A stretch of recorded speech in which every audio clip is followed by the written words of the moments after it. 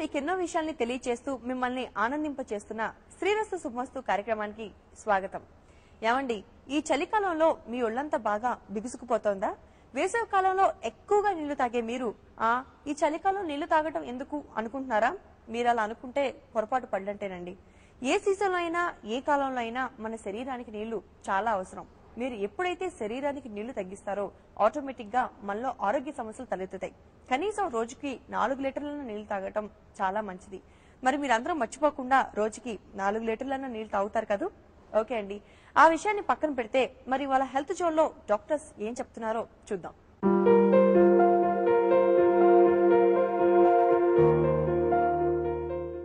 Health zone కార్యక్రమానికి స్వాగతం. రకరకాల ఆరోగ్య సమస్యలకు నిపుణులైన డాక్టర్ల సలహాలను సూచనలు అందుకుంటున్నారు. అదేవిధంగా స్త్రీకి సర్వసాధారణంగా వచ్చే మెనోపాస్ గురించి, దానిలో కలిగే మార్పులు, ఇబ్బందులు, సమస్యల గురించి Sai Bhavani super speciality hospitals director మరియు కన్సల్టెంట్ గైనకాలజిస్ట్ డాక్టర్ భవానీ గారిని అడిగి తెలుసుకుందాం. డాక్టర్ భవానీ గారు, నమస్కారం అండి. నమస్తే డాక్టర్ గారు, మెనోపాజ్ అంటే ఏంటో మా ప్రేక్షకులకు ముందు చెప్తారా? మెనోపాజ్ లేదా బహిష్టులు ఆగిపోవడం లేదా ముట్లు ఉడిగిపోవడం అనే మాటకి సాధారణంగా 13-14 సంవత్సరాల వయసులో స్టార్ట్ అయిన బహిష్టులు సడన్ గా గానీ లేదా గ్రాడ్యువల్ గా గానీ ఒక ప్యాటర్న్ లో రెగ్యులర్ గా గానీ ఇర్రెగ్యులర్ గా గానీ ఆగిపోతుంటుందన్నమాట. దాన్ని మెనోపాజ్ అంటారు. డాక్టర్ గారు, స్త్రీకి సర్వసాధారణంగా వచ్చే మెనోపాజ్ లో రకరకాల మార్పులు చేరుతుంటాయి. ఆ మార్పుల గురించి చెప్పండి. ఈ మార్పులు తీసుకోవాలి అంటే శరీరంలో వివిధ భాగాల మీద ఉండే మార్పుల్ని వేరేగా కేటగరైజ్ చేయొచ్చు.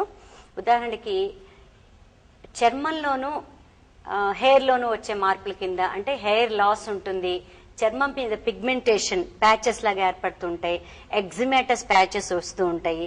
అలాగే మెదడులో జ్ఞాపక శక్తి తగ్గిపోవడం and atrophy of the brain tissue అంటే మెదడులో ఉన్న కణజాలం తగ్గిపోతూ ఉంటుంది, అదొకటి. అలాగే బోన్స్ గుల్లబారిపోవడం, ఈజీగా విరిగిపోవడం, ఇటువంటి మార్పులు వస్తూ ఉంటాయి. యూరిన్ పాస్ చేసే చోట మంట అంటే యూరినరీ సిమ్టమ్స్, వాటిలో మార్పులు వస్తూ ఉంటాయి. జెనైటల్ సిమ్టమ్స్ అంటే వెజైనాలో మంటగా ఉండడం, డిశ్చార్జ్ తగ్గిపోవడం, ఇటువంటివన్నీ రకరకాల మార్పులు వస్తూ ఉంటాయండి మెనోపాజ్ లో. డాక్టర్ గారు, సాధారణంగా ఏ వయసులో మెనోపాజ్ వస్తుందండి?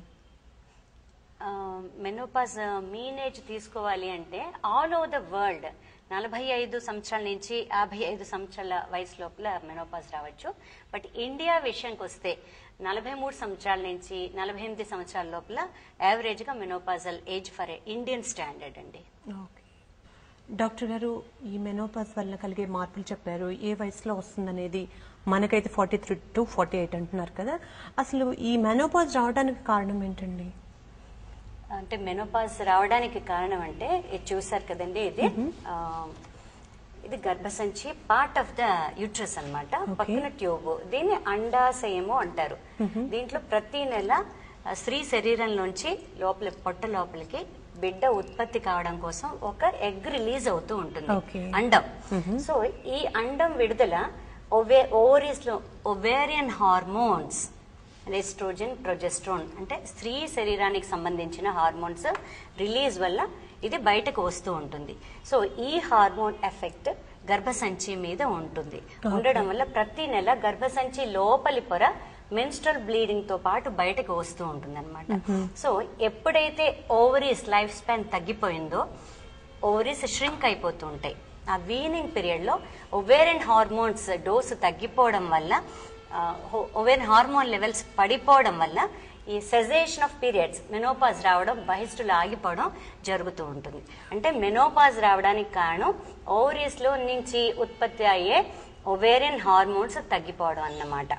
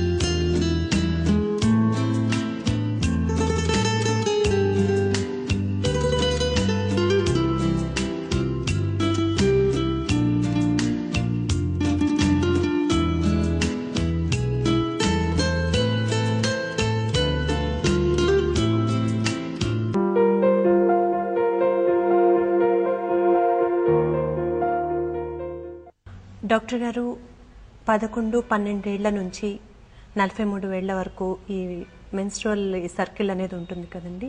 దీని తర్వాత మెనోపాజ్ స్టార్ట్ అవుతుంది అన్నారు. మరి ఈ మెనోపాజ్ స్టేజ్కి మనం వచ్చాము అని ఏ విధంగా తెలుస్తుంది? అంటే ముందు సిమ్టమ్స్ ఏ విధంగా ఉంటాయి? మెనోపాజ్ దశకి చేరుకుంటున్నప్పుడు స్త్రీ శరీరంలో ఎన్నో మార్పులు చోటు చేసుకుంటూ ఉంటాయి.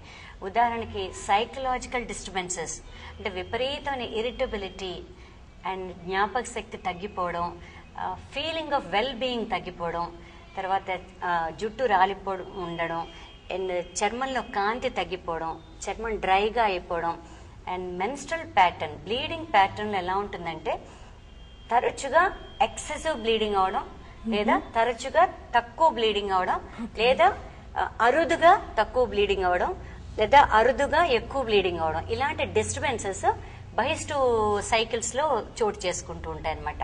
అలా మెల్లమెల్లగా గ్రాడ్యువల్ గా మెన్స్ట్రల్ సైకిల్ పీరియడ్ ప్రొలాంగ్ అవుతూ సడన్ గా ఆగిపోతుంది పీరియడ్ కావడం.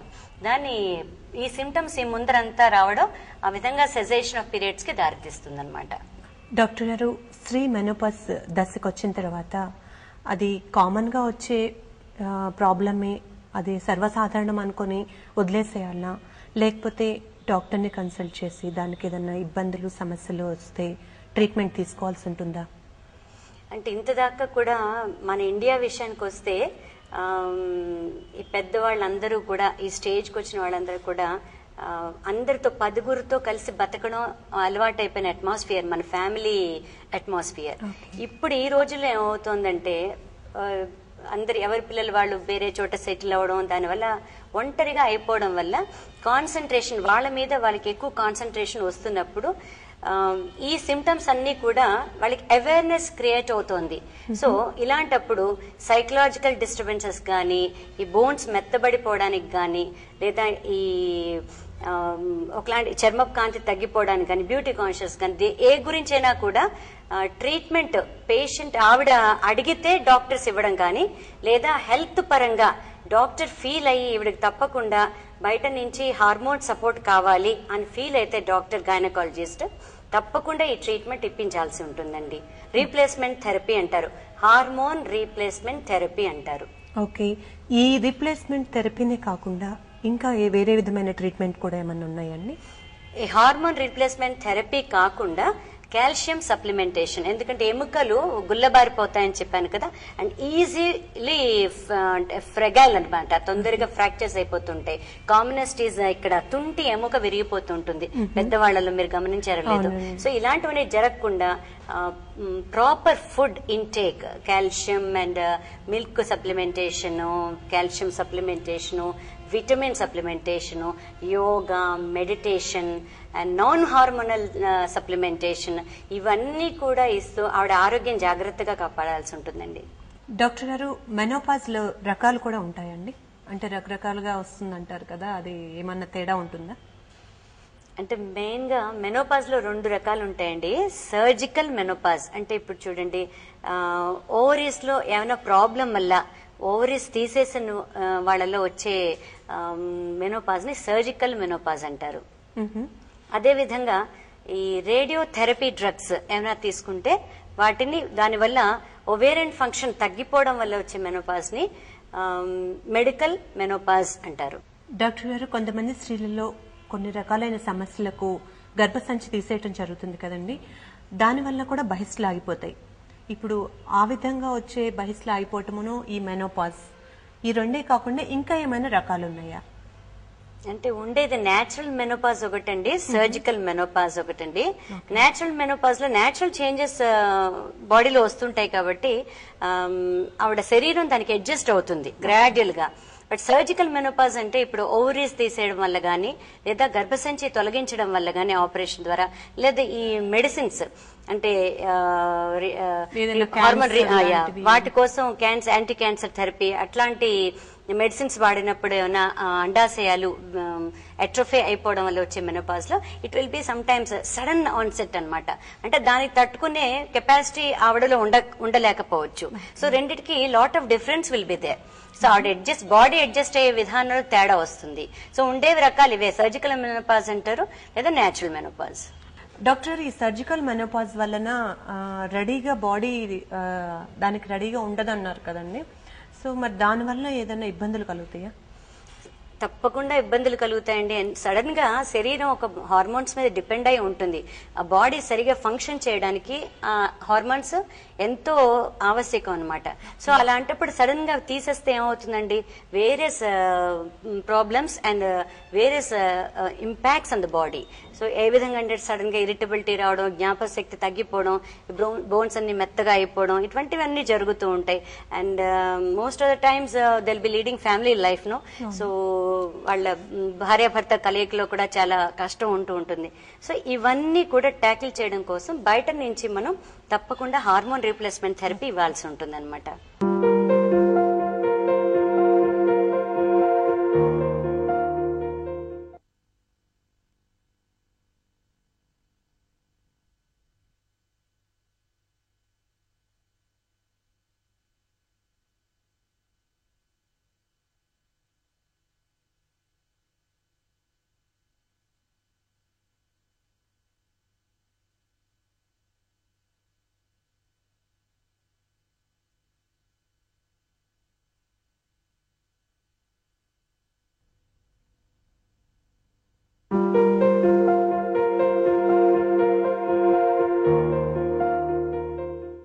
డాక్టర్ గారు, ఇప్పుడు సర్వసాధారణంగా వచ్చే మెనోపాజ్ తరువాత కూడా కొంతమందిలో రక్తస్రావం జరుగుతూ ఉంటుంది, బ్లీడింగ్ అవుతూ ఉంటుంది.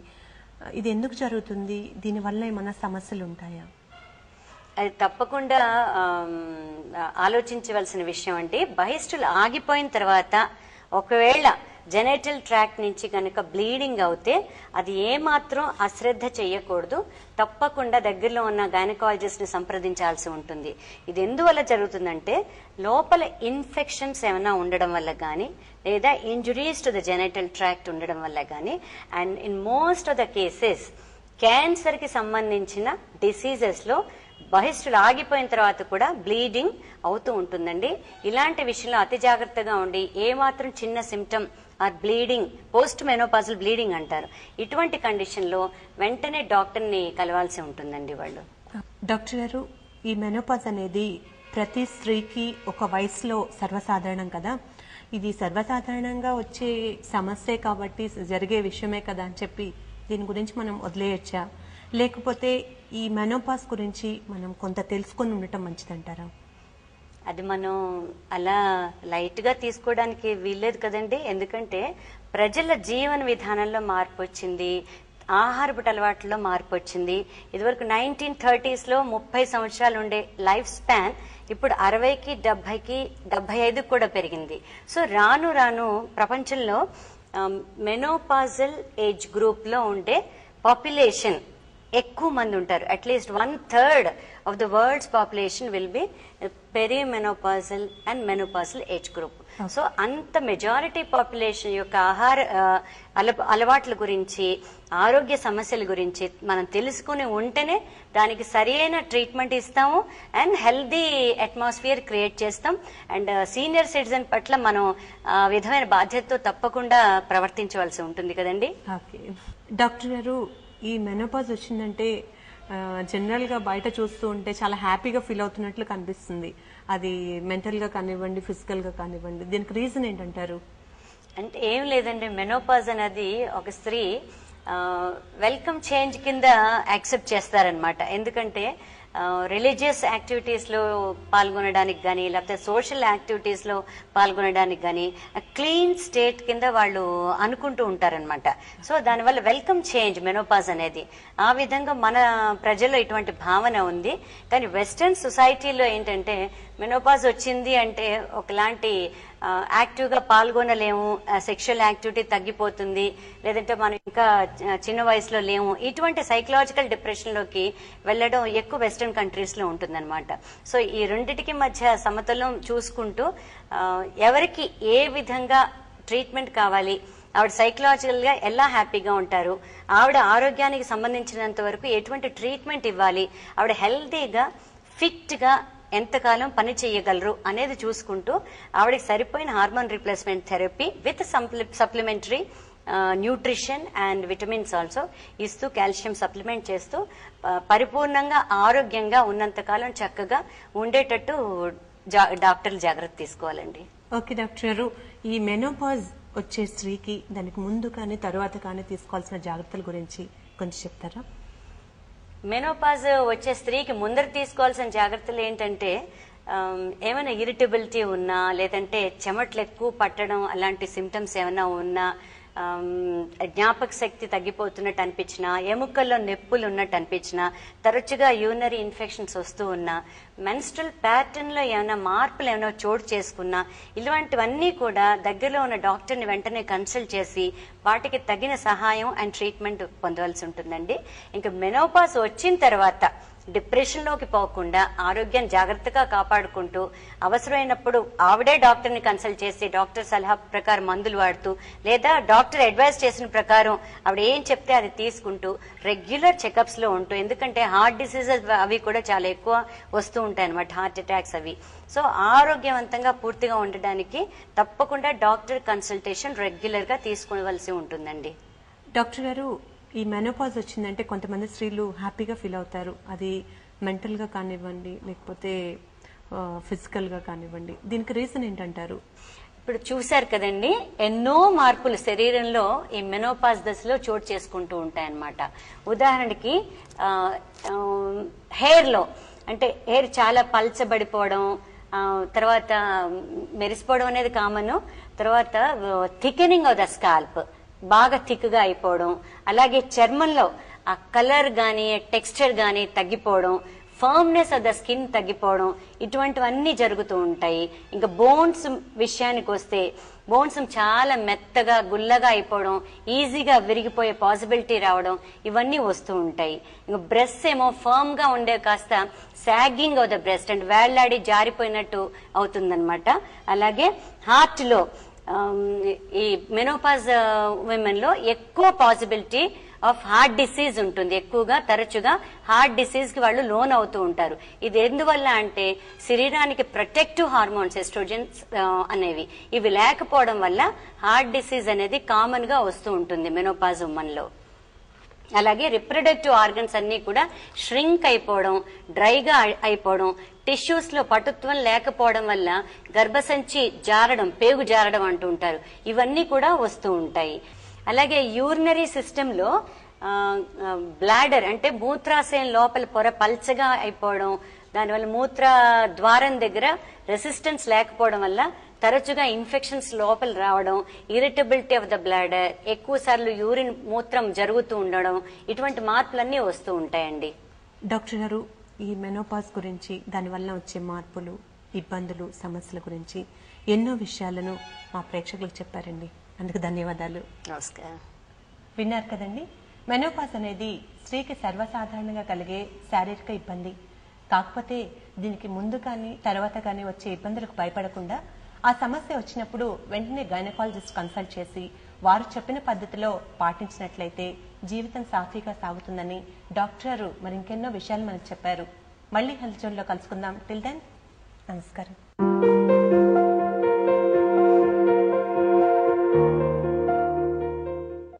ఇప్పటి వరకు హెల్త్ జోన్ కార్యక్రమంలో డాక్టర్ సలహాలు తెలుసుకున్నాం కదా. మళ్ళీ రేపు సాయంత్రం 4:30 గంటలకు శ్రీరస్తు శుభమస్తు కార్యక్రమంలో మరో డాక్టర్ తో హెల్త్ జోన్ లో కలుసుకుందాం. అంతవరకు నమస్తే.